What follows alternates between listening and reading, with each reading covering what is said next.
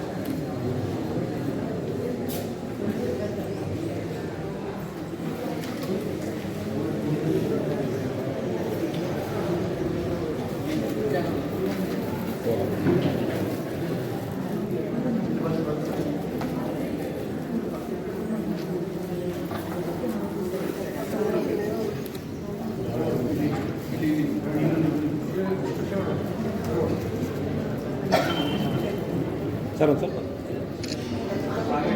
ಸ್ವಲ್ಪ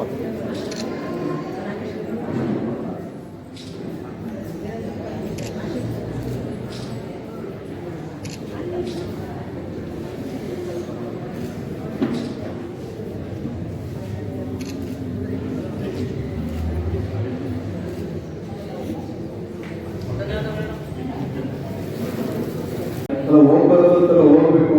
ಬಟ್ ಅಲ್ಲಿ ಸ್ವಲ್ಪ ನಾವು ಮರ್ತುಬಿಡ್ತಾರೆ ಅಂತ ಹೇಳಿ ಪ್ರತಿ ವರ್ಷದ ನಮ್ಮ ಹಳ್ಳಿಯ ಚಟುವಟಿಕೆಗಳು, ನಮ್ಮ ಒಕ್ಕಲಿಗರ ಬಾಂಧವ್ಯದ ಚಟುವಟಿಕೆಗಳನ್ನ ನಾವು ತೋರಿಸ್ಬೇಕು, ಜಾಣಿಸ್ಬೇಕು.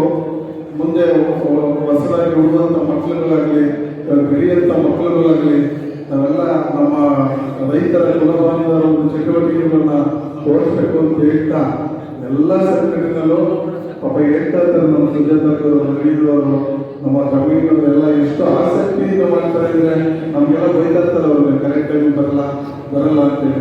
ಅದೇ ರೀತಿ ನಾವು ಇನ್ನೂ ಮುಂದುವರಿಸ್ಕೊಂಡು ಹೋಗ್ತಾ ಇರ್ತೀವಿ.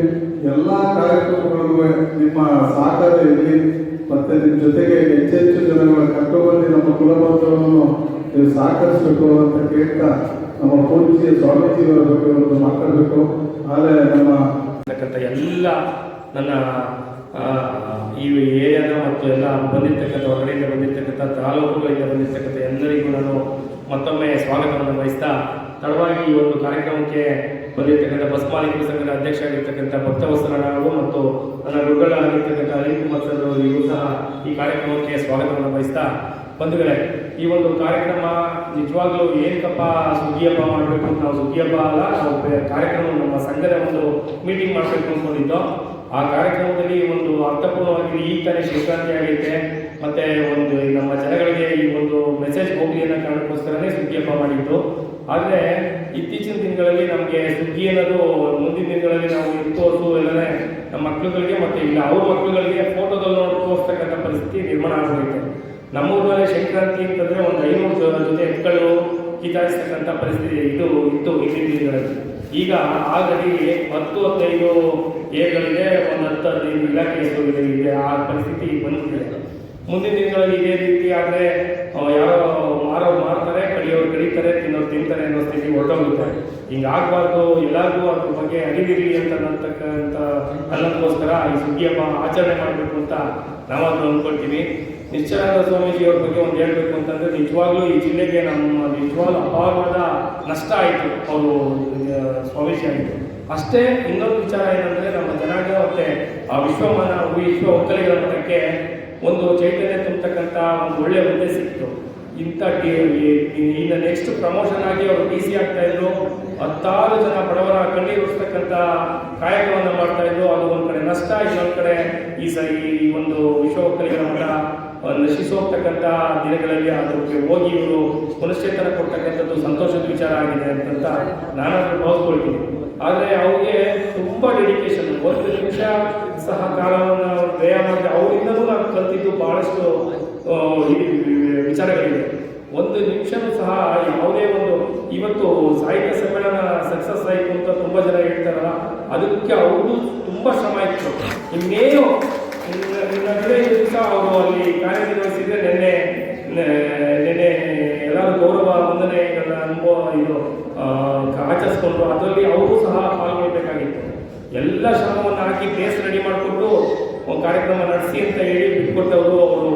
ಆದರೆ ಅದನ್ನು ಯಾರೂ ಸಹ ನೆನೆಸ್ಕೋತಾ ಇಲ್ಲ. ನಾನು ತುಂಬ ಹತ್ತಿರದಿಂದ ಅವ್ರನ್ನ ಒಂದು 6 ತಿಂಗಳು 1 ವರ್ಷದಿಂದ ನೋಡಿದೆ. ನಮ್ಮದೇ ಎಷ್ಟೋ ಪಾಪ ಯಾರು ರೈತರು ಬಂದರೆ ಕರೆದು ಅವ್ರನ್ನ ಈ ಥರ ಕೆಲಸ ಮಾಡಬೇಕು ಅಂತ ಹೇಳಿ ಅವ್ರಿಗೆ ಮಾಡಿಸ್ಕೊಡಿ ಅಂತ ಹೇಳಿ ಕಣ್ಣೀರು ಹೊರಿಸ್ತಕ್ಕಂಥ ಒಬ್ಬರ ಒಳ್ಳೆ ಅಧಿಕಾರಿಗಳನ್ನ ಕಳ್ಕೊಂಡು ಒಬ್ಬ ಸ್ವಾಮೀಜಿ ಮಾಡಿಕೊಂಡು ಅದು ಪುಣ್ಯದ ಕೆಲಸ ಅಂತ ನಾನಾದರೂ ಅಂದ್ಕೊಳ್ತೀನಿ. ಈ ಒಂದು ಸಮಾರಂಭದ ಆಮೇಲೆ ಒಂದು ವಿಚಾರನ ನಾನು ಹೇಳಬೇಕು ಅಂತಿದ್ದೀನಿ. ಅವ್ರ ಮುಖೇನ ಈ ಒಂದು ಸಭೆಯಲ್ಲಿ ನಾನು ಹೇಳ್ತಿದ್ದೀನಿ, ಈ ಜಿಲ್ಲೆ ಒಕ್ಕಲಿಗರು ಜಿಲ್ಲೆ 70% 80% ಒಕ್ಕಲಿಗರು ಇರ್ತಕ್ಕಂಥ ಜಿಲ್ಲೆ. ಇಲ್ಲಿ ಒಂದು ಒಕ್ಕಲಿಗರು ಮಠ, ಇದು ಒಕ್ಕಲಿಗರು ಭವನ ಇದೆ. ಆ ಕಾರಣಕ್ಕೆ ಸ್ವಾಮೀಜಿಯವರು ಮನವಿ ಮಾಡ್ತೀನಿ, DC ಸಾಹೇಬರು ಅಂದರೆ ತುಂಬ ಚೆನ್ನಾಗಿದ್ದಾರೆ, ನಿಮಗೆ ಕೆಲಸ ಮಾಡೋರು. ಈ ಒಂದು ನಮ್ಮ ಕೆರೆ ಅಂಗಳದಲ್ಲೋ ಮತ್ತು ಎಲ್ಲಾದರೂ ಸರಿ ಒಂದು 5 ಎಕರೆ ಜಮೀನ ನಮ್ಮ ಒಂದು ಒಕ್ಕಲಿಗರ ಭವನಕ್ಕೆ ನೀವು ಶಿಫಾರಸು ಮಾಡಬೇಕು. ನಿಮ್ಮ ಮಠದಿಂದಲೇ ಲೆಟ್ರ್ ಕೊಡಬೇಕು. ಸಾಧ್ಯ ಆದರೆ ನಾವು ನಿಮ್ಮ ಜೊತೆ ಇರ್ತೀವಿ, ಎಲ್ಲರೂ ಇರ್ತೀವಿ, ದಯಮಾಡಿ ಕೊಡಿಸಿ ಸ್ವಾಮಿ. ಈ ಒಂದು ಒಕ್ಕಲಿಗರ ಮಠ ಆಗಲಿ. ಆಮೇಲೆ ನಾವು ಆಲ್ರೆಡಿ ನಮ್ಮ ಒಕ್ಕಲಿಗರ ಸೇವಾ ಟ್ರಸ್ಟ್, ನಮ್ಮ ಬಸವೇಗೌಡರು ಅಧ್ಯಕ್ಷ ಆಗಿದ್ರು, ಈಗ ತಮ್ಮಯ್ಯಣ್ಣ ಅಧ್ಯಕ್ಷ ಆಗಿದ್ದಾರೆ. ನಮ್ಮ ಸೇವಾ ಟ್ರಸ್ಟಲ್ಲಿ ಹಲವಾರು ಜನಪರ ಕಾರ್ಯಗಳನ್ನ ಮಾಡ್ತಾ ಇದ್ದೀವಿ.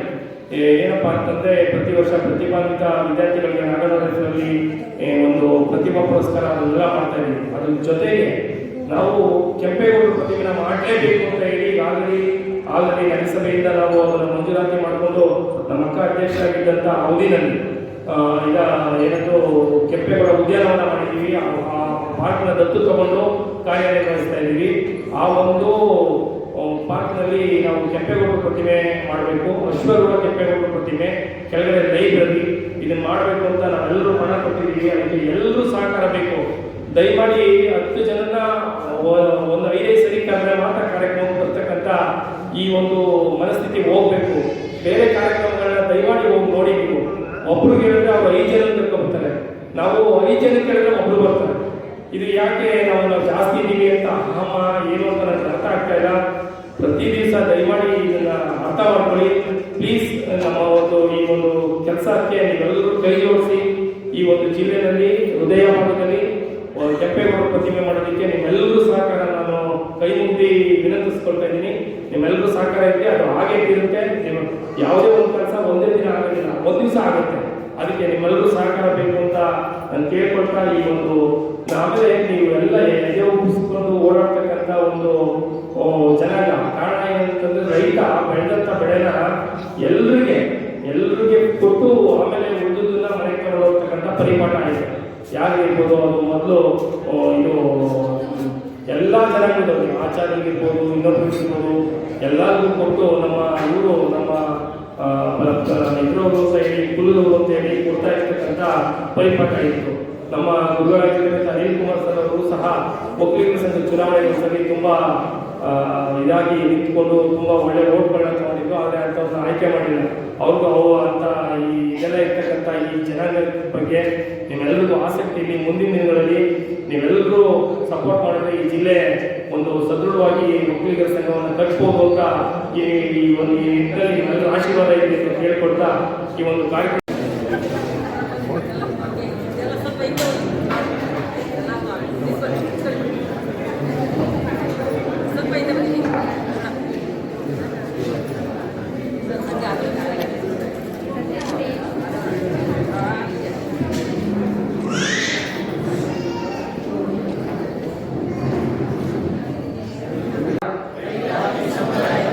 ಮಕ್ಕಳಾದ ನಾವು ರಾಷ್ಟ್ರಕವಿ ಕುವೆಂಪುರವರ